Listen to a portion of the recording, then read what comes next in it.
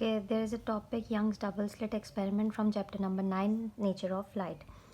आपको इस एक्सपेरिमेंट का जो अपैरेटस है उसका थोड़ा सा आइडिया इसके नाम से हो रहा होगा. Double slit, two slits you have in this apparatus of this experiment.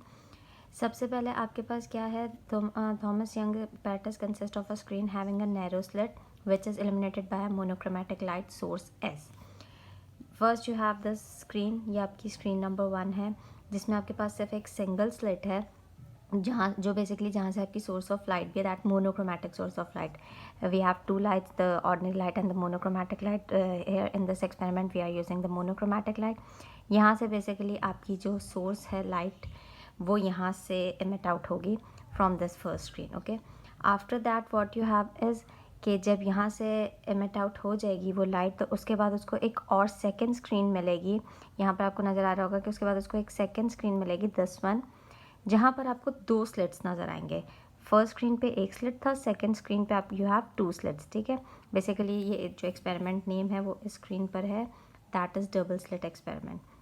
Okay, as you can see you have two slits over here. तो आपके पास जो फर्स्ट स्लिट होगी, अब मैं स्क्रीन 2 की बात करेंगे. स्क्रीन 2 पे यू हैव टू स्लिट्स. जो फर्स्ट स्लिट होगी उसको आप रिप्रेजेंट कर देंगे फ्रॉम S1 और जो सेकंड स्लिट होगी उसको आप रिप्रेजेंट कर देंगे from S2. This is S1, this slit and this is S2. Okay, after passing through these slits, light waves interfere with each other. To see the interference fringes, a screen is placed at some distance from these slits as shown in the figure. Now what you have is, आपको पता है screen से हमारे पास light emit out हो रही थी, फिर आगे उसको एक मज़ीद एक और स्क्रीन मिली जहाँ पे उसको दो पाथ मिले. एक ये स्लिट मिला आगे जाने के लिए और एक ये स्लिट मिला. ठीक है, लाइट यहाँ से भी एमिट आउट हुई, लाइट यहाँ से भी एमिट आउट हुई. अब वो जो दो लाइट्स यहाँ से अलग अलग स्लिट से एमिट आउट हुई हैं वो आगे जाके क्या करेंगे, आपस में इंटरफेयर करेंगी, कोलाइड करेंगी. जब वो आपस में इंटरफेयर करेंगी तो आपके पास अब वो उनकी उन लाइट की इंटरफेरेंस को ऑब्जर्व करने के लिए आपने थोड़े से डिस्टेंस के बाद एक लास्ट फाइनल स्क्रीन रखी थी ताकि आप उन दो लाइट्स की जो आपस में इंटरफेरेंस होगी उसको ऑब्जर्व कर सकें. After that you can see कि you have some fringes over hair.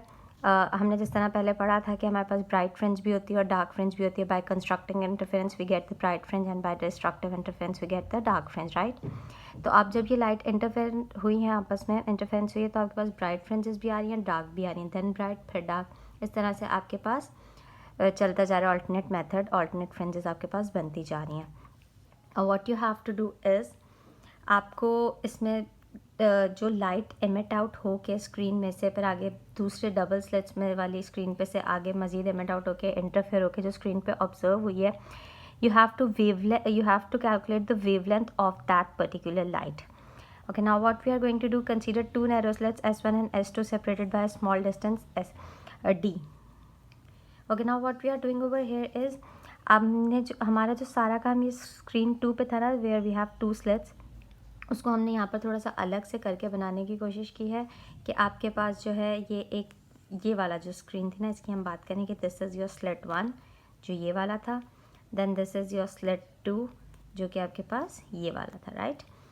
अच्छा, दोनों स्लिट्स के दरमियान you have a small distance जिसको आप रिप्रेजेंट कर रहे हैं टी से, डी से. Okay, the slits are illuminated by a monochromatic light of wavelength lambda. Definitely आपके पास जो लाइट है that travels in the form of wave, तो उसकी definitely it has some wavelength जिसको आप डिनोट कर रहे हैं lambda से. as screen is placed at a distance L from the slit to observe the interference pattern.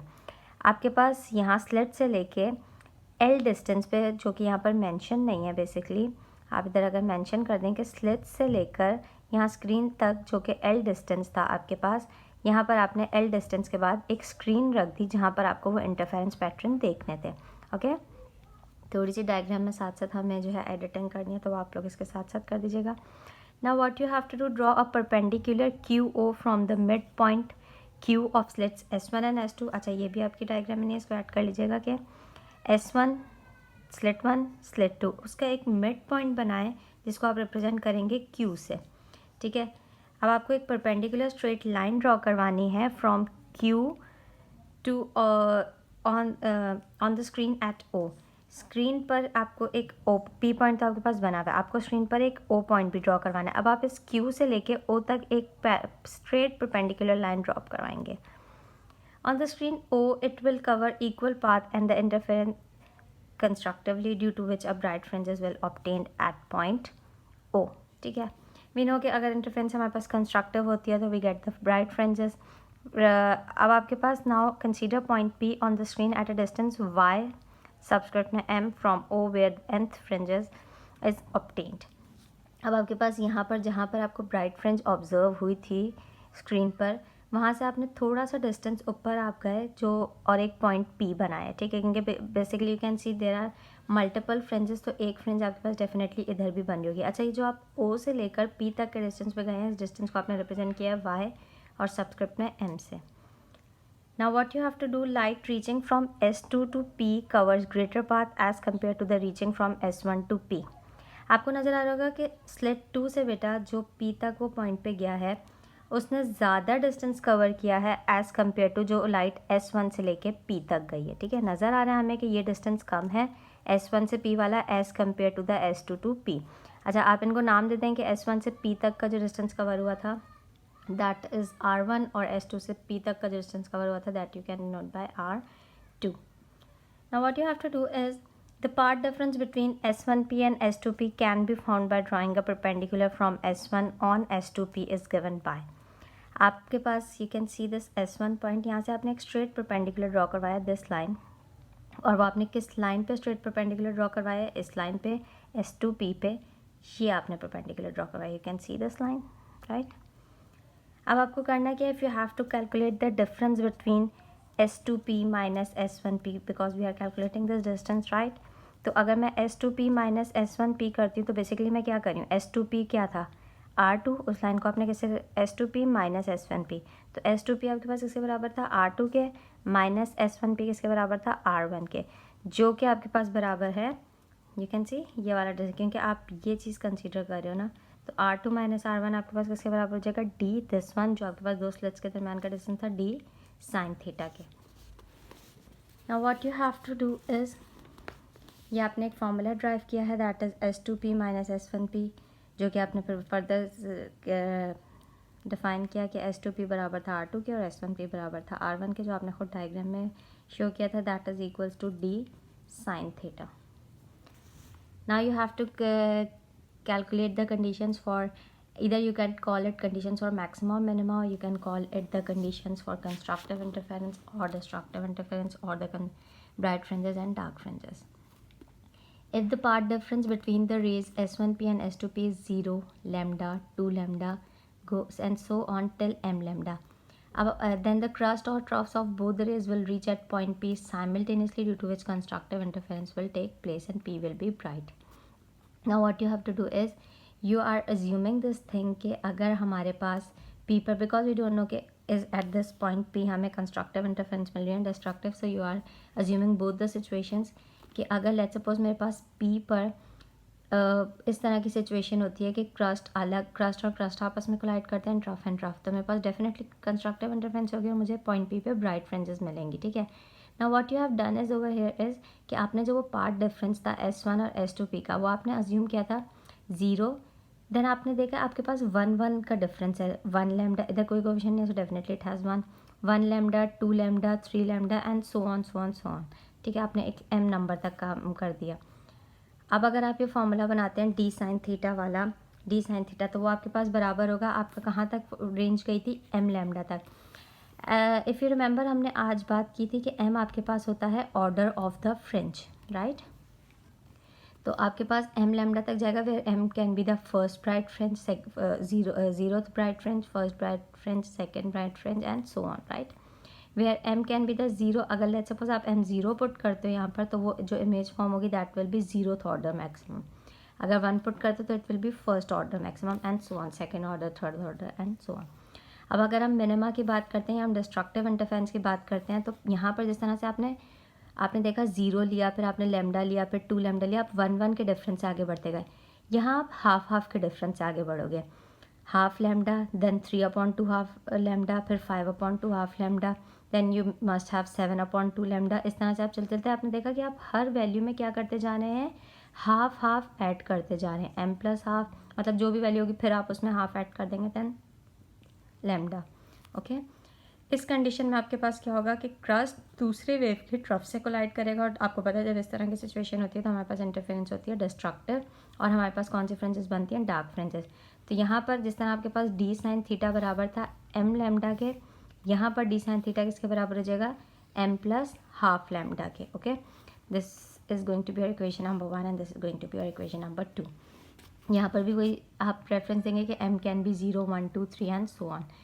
Okay, now what you have to do, थोड़ी सी एडिटिंग आपको करनी है। यहाँ पर हेडिंग है पोजीशन ऑफ ब्राइट फ्रिंजेस, यहाँ पर हेडिंग आएगी पोजीशन ऑफ फ्रिंजेस। ठीक है, अभी ये फ्रिंजेस है, ब्राइट यहाँ पर है और डार्क यहाँ पर है। ठीक है, अभी हम सिर्फ फ्रिंजेस की एक इक्वेशन बना रहे हैं। Now what you have to do is you have to calculate the position, exact location of that fringes जो आपके पास फॉर्म हो रही है। The position of bright and dark fringes can be found by considering a triangle QOP here. Now what you have to do, ये आपने अपनी diagram देखी थी ना, तो ये जो आपने Q से लेकर एक परपेंडिकुलर यहाँ O पे ड्रॉ करवाया था, Q से लेके होता QOP, you are making this triangle over here separately। आपने यहाँ पर एक अलग से वो ट्राइंगल बना लिया। आपको पता था कि O से P वाला जो डिस्टेंस होता है उसको आपने रिप्रेजेंट किया था YM से, Q से O वाला जो डिस्टेंस था उसको आपने रिप्रेजेंट किया था L से, and here you have some certain angle जो S2P बना रहा होगा जिसको आपने रिप्रेजेंट कर दिया थीटा से। Okay, we start with derivation और this formula by sine theta. We know के साइन थीटा जो आपके पास बराबर होता है that is equals to perpendicular upon hypotenuse. Perpendicular you have OP and hypotenuse you have QP, right, OP upon QP, perpendicular upon hypotenuse. Perpendicular OP जो है आपके पास that is equals to YM, और QP यहाँ आप उसको PQ लिख लें। इन एक्चुअल एक्सपेरिमेंट अब यहाँ पर एक रेफरेंस दे रहे हैं कि PQ is approximately equals to QO, PQ is approximately equals to OQ। मतलब ये लाइन आपके पास ऑल्दो थोड़ी सी कम है इसके मुकाबले में, जब आप इसको स्ट्रेट करेंगे तो, लेकिन आप इसको इक्वल नहीं ले रहे, approximately equals to PQ is approximately equals to QO, और QO वाली लाइन को आपने रिप्रेजेंट किया होता है L से। तो PQ पूरा फॉर्मूला वही रहेगा, sine theta equals to YM, PQ की जगह आपके पास आ जाएगा L।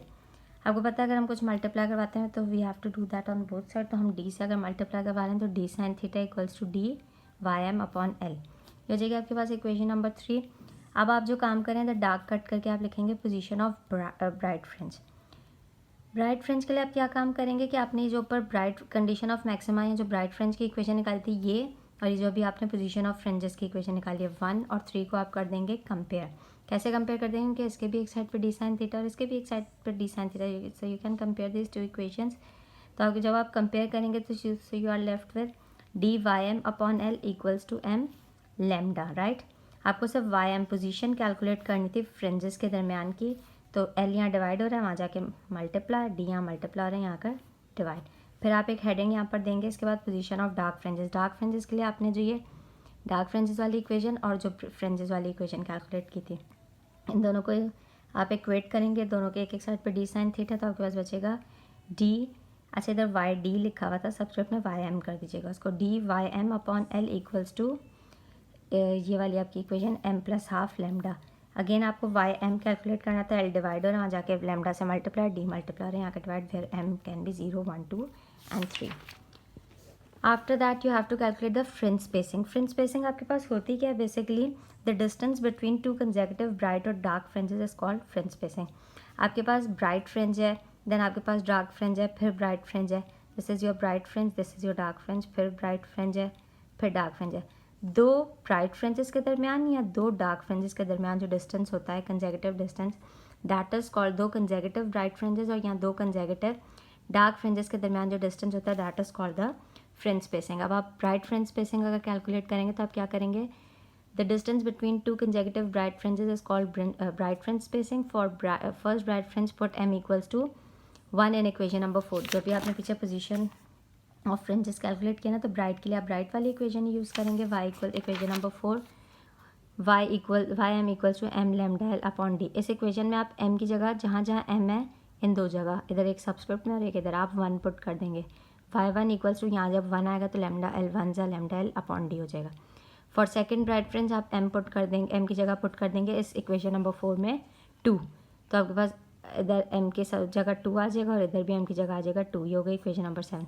आपको बेसिकली दो फ्रिंजेस के दरमियान डिस्टेंस निकालना था, फ्रिंज स्पेसिंग, तो आप सेकंड ब्राइट फ्रिंज में से फर्स्ट ब्राइट फ्रिंज का जब डिस्टेंस माइनस करेंगे y2 माइनस y1 या डेल्टा y, तो y2 माइनस y1, तो आप इक्वेशन 7 में से इक्वेशन 6 को माइनस करेंगे तो 2 lambda L D minus lambda L by D. पूरी सेम चीज़ें लाइक टर्म्स हैं, you can minus them. 2 lambda L by D minus lambda L by T, तो आपके पास बचेगा 1 लैम्डा एल बाई टी। 1 हम लिखते नहीं है तो आपके पास ये आ जाएगी। सिमिलरली डार्क फ्रिंज स्पेसिंग के लिए आप क्या करेंगे, जो आपने पोजीशन ऑफ डार्क फ्रिंज की इक्वेशन बनाई थी उधर आप वैल्यूज़ पुट करना शुरू करेंगे। सबसे पहले आप m इक्वल्स टू 0 पुट करेंगे। अच्छा, ब्राइट फ्रिंज के लिए आपने देखा होगा हमने सपोजिशन शुरू की थी 1 2 से, डार्क के लिए हम शुरू करते हैं 0 से, 0 1 देन 1, फिर आप आगे आगे पुट करते जाएंगे 1 2 3 एंड सो ऑन। ठीक है, तो आपके पास जो इक्वेशन नंबर 5 थी दिस वन, आप जहाँ जहाँ m था वहाँ आप पुट करेंगे 0, राइट। तो आपके पास जो आ जाएगी that is y equals to, आपके पास y इक्वल्स टू जहाँ आपके पास m था वहाँ आपके पास आ जाएगी 0 plus half lambda L by T. आपके पास ये वाली चीज़ 0 plus half as it is half आ जाएगी आपके पास। लैम्डा एल बाई डी जब हाफ से मल्टीप्लाई होगा तो लैम्डा एल 1 जा लैम्डा एल, 2 डी से मल्टीप्लाई होगा तो 2d। सेकंड ब्राइट फ्रिंज के लिए आप m इक्वल्स टू क्या पुट करेंगे, 1 पुट करेंगे।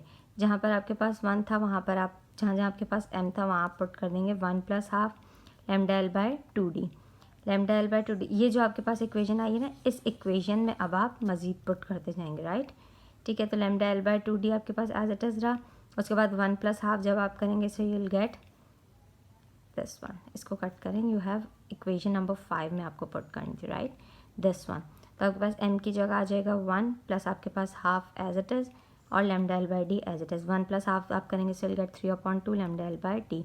वही करेंगे आप y2 माइनस y1 करेंगे 3 lambda L by 2d minus lambda L by 2d। तो आपके पास बचेगा 3 में से जब आप 1 जाएगा तो आपके पास बचेगा 2 लैम्डा एल बाई डी, 2 से 2 cancel, lambda L by T.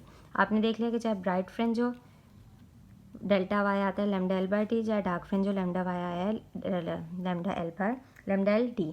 तो आपके पास चाहे ब्राइट फ्रिंज हो चाहे डार्क फ्रिंज हो, फ्रिंज स्पेसिंग हमेशा दोनों की रहेगी आपके पास सेम।